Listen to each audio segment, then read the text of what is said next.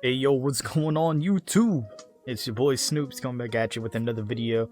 Obviously, we got a center build here today. We got a playmaking glass lock kind of build here. It's going to be a little bit different than what you guys actually think. But before we actually do get into the build, guys, I'm just going to say this right now. A lot of you guys that are watching the videos, yeah, you guys ain't subscribed. But you know what? You should subscribe to the channel if you guys haven't already, obviously. But for the people that haven't subscribed yet, go ahead, look for that subscribe button below. Hit that subscribe button. If you do, Ronnie2K will bless, of course, all of your builds with unlimited boost and unlimited VC for the rest of 2K21, man. Like, go ahead, hit that subscribe button. But anyway, we're going to get right into it. We got a playmaking, defending type of center. We're still going to be called a glass cleaning lockdown, but this build is pretty much going to help us be able to get our teammates open, be able to dime them and everything. So this is supposed to be very, very helpful. Now I'm going to use the strength and the speed just because, like, we're not going to get that much more speed, to be fair, because we are a big, but we need that extra strength going for us. And I'm going to go with the standing dunk and the close shot as pretty much like the two main things that we are going to get off the rip. Of course, free throw as always. And we're going to max everything out for playmaking, giving us 19 playmaking badges. And of course, your normal stuff when it comes to defense, except I'm going to bring up a lateral quickness. And for the sake of this, we are going to get us some more badges here. So this is how things are looking, putting the rest of our attribute points into finishing, get 10 finishing badges, 1 shooting badge, 19 playmaking, and 21 defensive and rebound badge. Now we put that, like, at least what I do is I put that in the lateral quickness down there instead of like perimeter defense or steal, because steal is kind of useless. If you guys remember from last year, where my playmaking glass cleaner, I was able to actually rip playmakers and stuff like that with only like a 45 steal rating. It was like completely toxic for no reason. So steal rating doesn't mean anything because bump steals are also very big in the game still. So just take steal ratings with a grain of salt, because even if you are like the best playmaker of all time, you're still going to get bump stolen pretty easily in this game. But I do lateral quickness just to be able to be a little bit faster than every other big on the defense. So just put that in consideration. Free throw, always do. But we have 10 finishing badges, which is good enough for me. And what I'm going to do here is I'm going to go built. And you guys can easily go up to 7'1" if you guys want to. I'm not going to, because look at that vertical and that acceleration drop. Your driving dunk and driving layup drop. Like, pretty much like all of your good stuff drops, and it only gives you like a +1 to your strength and a +2 to your block, when you can just like stay here and get like better stats. And me personally, I'm going to bring this up to 257 because we don't want to drop our stuff too much. Also give us a little bit of boost on the strength. And we're going to lose that strength again because we are going to be maxing out our wingspan here. But you guys can see we have a 71 pass accuracy. That's going to be very, very good for a big, especially if we are going to grab boards and everything. Having the 71 pass accuracy is going to be very, very nice. And being able to grab the boards with a 93 defensive rebound, 88 offensive rebound, being able to block with a 91 block rating, or still goes up by 1, but like I mentioned, doesn't really matter. But we get a 91 standing dunk and a 62 driving dunk. You guys should know what that means. We get big man contact dunks. Yes, we do. We get big man contact dunks. If you guys remember, you needed like what, an 80 standing dunk with like a 55 or a 50 driving dunk or something like that for big man contact dunks. But now we also have an 85 close shot. We get our driving dunk up to a 62, 91 standing dunk. Brilliant. Free throw is at a 76, which is just fine. Of course, we're going to lose ball handling. Obviously, we're going to lose ball handling. Not like our ball handling does a lot for us, but, you know, just for the sake of us just getting those badges is the reason why we increased it. Then we got glass cleaner takeover, rim protector takeover. Honestly, it's personal preference, but the only reason why I used to choose glass cleaner takeover last year is because of getting like the extra like little pop towards like shooting and everything. But if we go ahead and take a look at some of the stuff here, because if we go to NBA2KLabs.com, guys, if we go to NBA2KLab, obviously you guys would know how everything is. But if you guys don't know, when it comes to takeovers, if you have glass cleaner takeover, you get a +10 to your close shot, obviously, but you get a +5 on pretty much almost everything else. So here's everything you get a +10 on. You get a 10 on close shot, offensive, defensive, rebound, obviously, and vertical. But you get a +5 in everything else besides stamina and potential. Those are the only two stats that really doesn't get touched at all. But if you have rim protector takeover, you get a +5 on everything besides stamina, and the only things that you get a +10 on is close shot, interior defense, and block. So your lateral or your vertical doesn't get that +10 at all, and your rebounding doesn't get that +10. Like, it'll be nice to have rim protector takeover, but honestly, having that extra boost to rebounding is very, very important. And also, if you pass out to somebody who literally like bricks their shot for like some reason, then you will literally be able to grab the board. You'll see the board if they brick the shot. So glass cleaning lockdown here, shades of Andre Drummond, Bill Russell, Hassan Whiteside. I'm gonna go ahead and show you some badges that you could use on this build. Not saying that you have to use these, but these are just like some tips. These are the stats that you start off with at a 60 overall, just in case you all just wanted to see it. But of course, the one shooting badge that we are gonna have, like, because it's all useless to us, one thing that you could do, put Hot Zone Hunter on. Don't know why you would though, but usually I would put Slippery Off Ball on, because it's not like a big is gonna have off ball pest, so Slippery Off Ball would kind of help right there.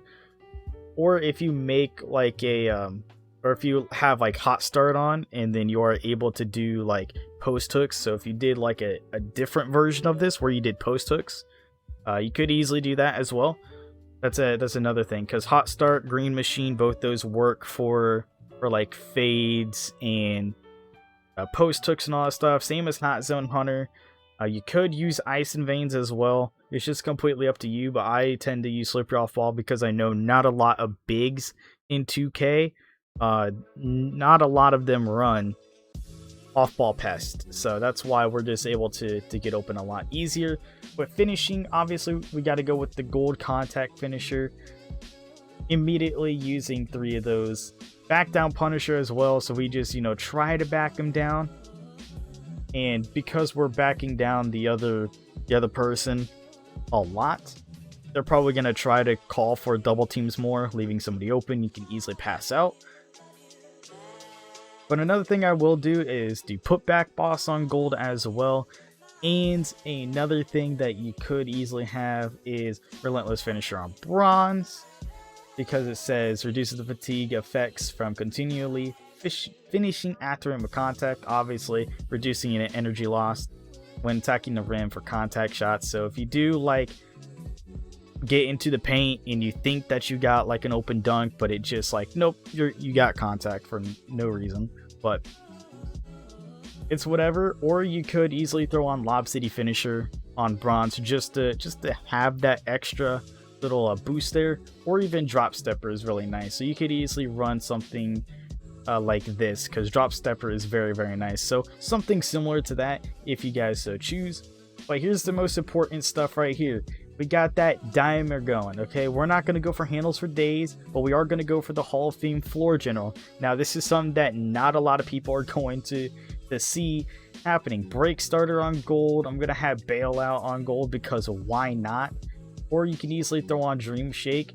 But Bailout, I would say have it on like bronze or silver. Definitely like bronze at the least, just in case you do get double teamed in the paint. Not worried about quick first step at all, because it's not like we're going to be like trying to drive or try to get much speed for a drive or anything. I would say you can do post spin technician on Hall of Fame as well. Completely up to you. There's a ton of different ways that you can do this.